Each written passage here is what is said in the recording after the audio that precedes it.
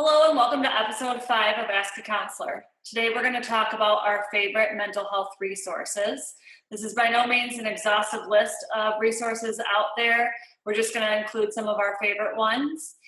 If you don't see one that you really like on here and would love to share with us, please include that in the comments. And Miss is going to get us started. Yeah. So we decided to limit ourselves to 3 because like Kelley said, we could go on and on about these, but I wanted to share 3 that I really love and that you may not be familiar with. So the first one is called Happify, and there's a couple different ways to utilize it. So they have a website, they send out a daily email, and then I've also recently learned that they have an app. So Happify's whole goal is to help you reduce stress and kind of overcome more negative thinking. They have a great library on their website of inspirational videos, whether it's from professionals or from individuals sharing inspiring stories, articles, inspirational quotes. I've used a lot of their graphics in their videos and some of my presentations.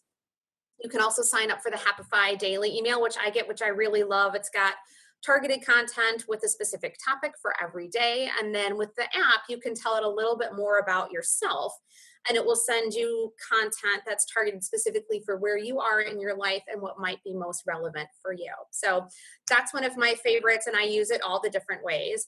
Another one you may not be familiar with is called Youper. So rhymes with super, spelled Y-O-U-P-E-R. It's an app you can use on any smart device that you have. It's there's a few different features to it, but I think one that's really valuable is it's almost like having a pocket therapist. It's not a real person, it's AI, and it's not the same, and there's certainly no substitute for real therapy. But is a nice opportunity to almost have a conversation and be asked thought-provoking questions about where you're at emotionally and what you're feeling. It helps you log all of that, keep track of your mood, and it also checks back in with you, which I think is a nice feature, especially since so many of us are still isolating. It's nice to have what feels like a point of contact. The last one I want to share with you, if you've ever been in my groups, my series, or in my office for counseling, I'm sure I have told you about Stop, Breathe, and Think. There are lots of different meditation apps out there. Stop, Breathe, and Think has always been my favorite for 2 reasons in particular. One, their meditations are short, 5, 6, 7, 8 minutes. So there's really no good reason not to make it a regular practice. I also love that it gives you the option to either just jump right in and start a meditation, or you can tell it how you're feeling. You can select a handful of feeling words, especially if you're new to meditation, this is helpful. And it can make specific suggestions for you based on what it knows about how you're feeling and what it knows about the meditations that it has, which of the options that they have might be best suited for you in that particular moment. So if you know me through LivingWell, I'm sure you've heard me talk about it before. It is one of my favorite resources. So along those same lines, and I'm actually going to be a little bit of a rule breaker. I have technically 4 resources to share with you guys, but one is kind of piggybacking off of Missy's resource. So I'm rolling it into hers. But another just guided meditation app that's out there is called Headspace.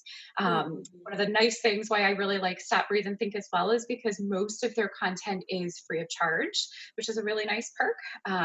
Headspace, a lot of their content is by subscription, but they do have 10 days worth of free content. And what's wrapped into that there is 10 days worth of short little educational videos on the topic of meditation. A lot of times feedback that I get from people is it's really hard to meditate. It really is a skill to kind of learn, almost like a muscle in your brain, if you will.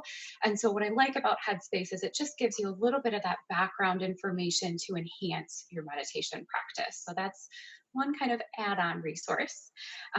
Another resource is just a podcast. I'm not typically a big podcast listener, but when I heard that Brene Brown, who is one of my favorites, was coming out with a podcast, her podcast is called Unlocking Us. It's got a lot of her original content in there, but she also has some exceptional guest speakers on there, really talking about just the experience of being human, emotions, vulnerability, just some really thought-provoking conversations, things that just really resonate if you're moving through a hard time. So definitely recommend that. And then I think I've referenced this author in a previous video before, but Megan Devine is an author on the subject of grief. She has some wonderful resources out there. Specifically, I encourage people to visit her website, which is just Refuge in Grief. There's great resources if you personally have experienced a loss. And then there's also really great resources if you're supporting someone who has experienced a loss. A lot of times it's hard to know what to say to someone, what to do that might be helpful.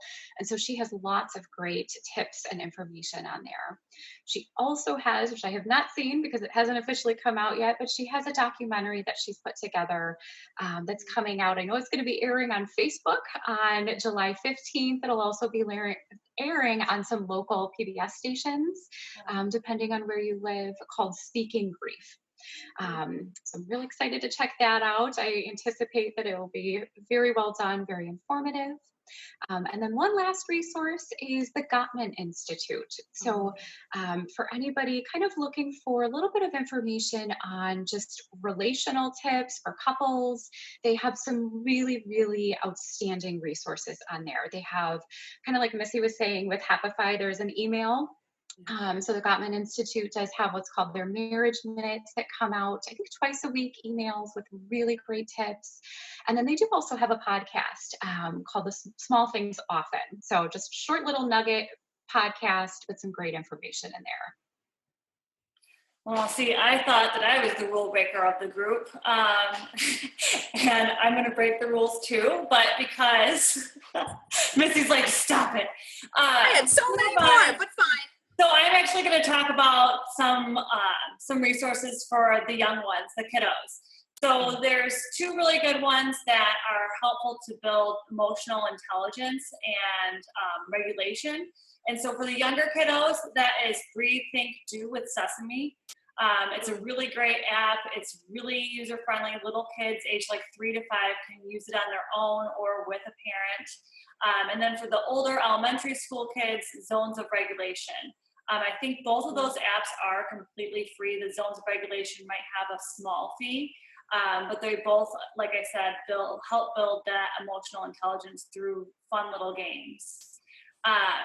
And then the other one that is something that's really great for the whole family to do is called Smiling Mind. It's a mindfulness meditation app. It's really great. Families can do the activities together. Kids can do it alone. There's a whole bunch of different activities about mindfulness. It has some instruction and some detail, a little bit about what mindfulness is and what meditations are. And then obviously has those different mindfulness meditations.